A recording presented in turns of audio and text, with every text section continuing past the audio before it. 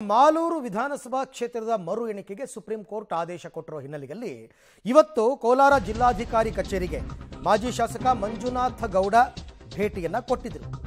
ಯಾಕೆ ಎಡಿಸಿ ಮಂಗಳ ಅವರ ಜೊತೆ ಎಲ್ಲ ಚರ್ಚೆ ಮಾಡಿದಾರಂತೆ. ಮರು ಎಣಿಕೆಗೆ ದಿನಾಂಕ ನಿಗದಿ ಮತ್ತು ಸಿದ್ಧತೆಗಳ ಕುರಿತು ಚರ್ಚೆಯನ್ನ ಮಾಡಿದ್ದಾರೆ. ಯಾಕಂದ್ರೆ ಮಂಜುನಾಥ ಗೌಡ್ರೆ ಹೋಗಿದ್ದು ಕೋರ್ಟ್ಗೆ ನಂಜೇಗೌಡರ ವಿರುದ್ಧ ಮರು ಎಣಿಕೆ ಮಾಡಬೇಕು ಅಂತ. ಸೊ ಪಾರದರ್ಶಕ ಮತ್ತು ಮರು ಎಣಿಕೆಯನ್ನು ವ್ಯವಸ್ಥಿತವಾಗಿ ಮಾಡೋದಕ್ಕೆ ಅವರು ಮನವಿಯನ್ನು ಕೂಡ ಮಾಡಿಕೊಂಡಿದ್ದಾರೆ ಅಂತ ಸುಪ್ರೀಂ ಕೋರ್ಟ್ ಆದೇಶ ಇದೆ. ಮಾಡಲೇಬೇಕು, ಪಾರದರ್ಶಕವಾಗೇ ಮಾಡಬೇಕು. ಆ್ಯಕ್ಚುಲಿ ಹೈಕೋರ್ಟ್ ಏನು ಮಾಡಿತ್ತು, ನಂಜೇಗೌಡರ ಶಾಸಕತ್ವವನ್ನೇ ಅಮಾನತ್ನಲ್ಲಿಟ್ಟಿತ್ತು. ಬಟ್ ಕೋರ್ಟ್ ಅದನ್ನು ತೆಗೆದು ಮರು ಎಣಿಕೆ ಮಾಡಿ ಮುಚ್ಚಿದ ಲಕೋಟೆಯಲ್ಲಿ ರಿಸಲ್ಟನ್ನು ನನಗೆ ಕೊಡಿ ಅಂತ ಸುಪ್ರೀಂ ಕೋರ್ಟ್ ಕೇಳಿತ್ತು. ಅದರ ಪ್ರಕಾರ ಈಗ ಜಿಲ್ಲಾಧಿಕಾರಿಗಳು ಅದಕ್ಕೆ ಜವಾಬ್ದಾರರಾಗಿರ್ತಾರೆ. ಅವರೇ ನಡೆಸಬೇಕು ಮರು ಎಣಿಕೆನ ಮಾಡಿ ರಿಪೋರ್ಟನ್ನು ಸುಪ್ರೀಂ ಕೋರ್ಟ್ಗೆ ಸಬ್ಮಿಟ್ ಮಾಡಬೇಕಾಗಿದೆ.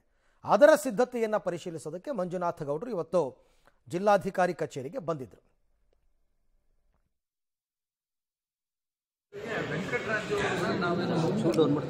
ನನ್ನ ಲೋಗೋ ಎಲ್ಲ ಐತೆ, ಅವರೆಲ್ಲ ಅವರೇ ನೋಡ್ತಾ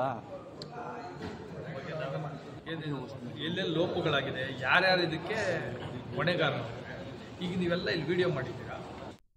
ರೈಟ್, ಅವ್ರು ಬಿಡಿ, ಅವ್ರ ಕರ್ತವ್ಯ ಅವ್ರು ಮಾಡ್ತಾರೆ. ಕಾನೂನು ಹೋರಾಟವನ್ನು ಮಾಡ್ತಾ ಇದ್ದಾರೆ. ನಂಜೇಗೌಡರು ಸ್ವಾಗತಿಸಿದ್ದಾರೆ. ಜೊತೆಗೆ ಮಂಜುನಾಥ ಗೌಡರು ತುಂಬ ಉತ್ಸುಕರಾಗಿದ್ದಾರೆ. ರಿಸಲ್ಟ್ ಬರಬೇಕು ಮತ್ತು ಮರು ಎಣಿಕೆ ಆಗಬೇಕು. ಏನೋ ಒಂದಷ್ಟು ಅಲ್ಲಿ ವ್ಯತ್ಯಾಸಗಳಾಗಿದೆ. ನಾನು ಗೆಲ್ಲಬೇಕಾಗಿತ್ತು, ಆದರೆ ನಂಜೇಗೌಡರು ಗೆದ್ದಿದ್ದಾರೆ ಅಂತ ಆವಾಗಿಂದನೂ ಇವರು ಮರು ಎಣಿಕೆ ಬಗ್ಗೆ ಅನುಮಾನ ವ್ಯಕ್ತಪಡಿಸಿ ಕೋರ್ಟ್ಗೆ ಹೋಗಿದ್ರು.